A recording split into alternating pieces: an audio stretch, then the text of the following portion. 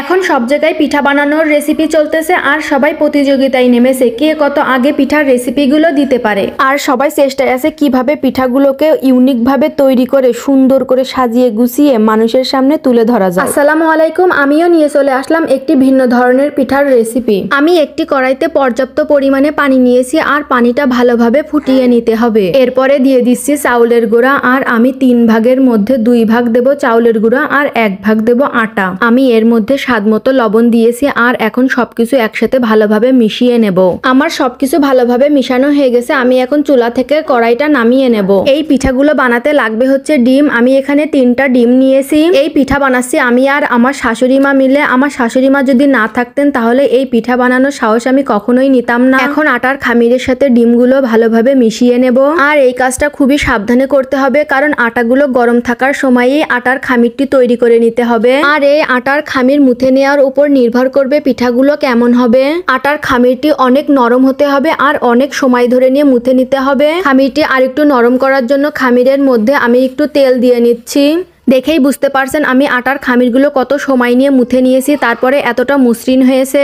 আমি কিন্তু পিঠার নামগুলো বলতেই ভুলে গিয়েছি। এখানে যে মাটির ছাঁচগুলো দেখতে পাচ্ছেন এইগুলা দিয়ে পিঠা বানানো হবে, এই জন্য এই পিঠার নাম হচ্ছে ছাঁচের পিঠা। এই পিঠা বানাতে লাগবে দুধ আর আমি দুধ রেডি করে নিচ্ছি। এর ভিতরে আমি স্বাদমতো লবণ আর পছন্দ মতো চিনি দিয়ে নিয়েছি আর একটু সুগন্ধির জন্য ব্যবহার করছি কিছু শুকনো মশলা। এরপরে লাগবে হচ্ছে নারকেল। আমি একটা নারকেলের অর্ধেকটা নেব।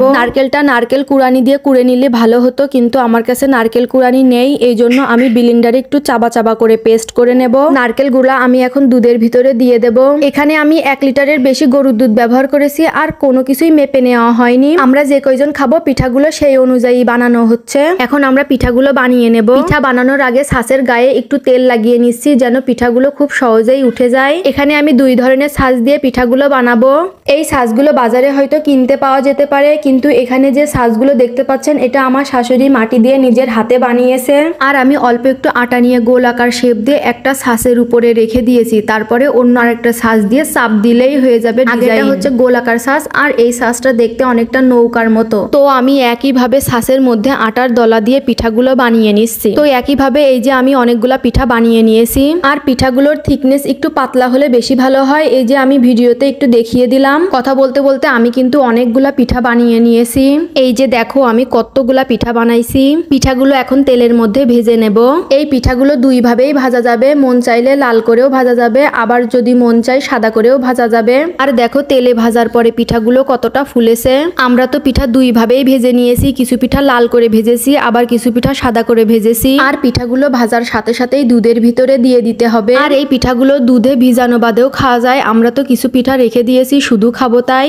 আর আমি এখন ফিরে আসলাম 2 ঘন্টা পরে। পিঠাগুলো ফুলে অনেকটাই বেড়ে গেছে। পিঠাগুলো 4 ঘন্টা ভিজালে বেশি ভালো হবে, কিন্তু আমি তো খাওয়ার জন্য আর থামতে পারতেছি না, তাই তোমাদেরকে আগেই দেখাই দিলাম। পিঠাগুলো খেতে অসম্ভব মজা হয়েছিল আর এভাবে তোমরাও ট্রাই করতে পারো। আল্লাহ হাফেজ।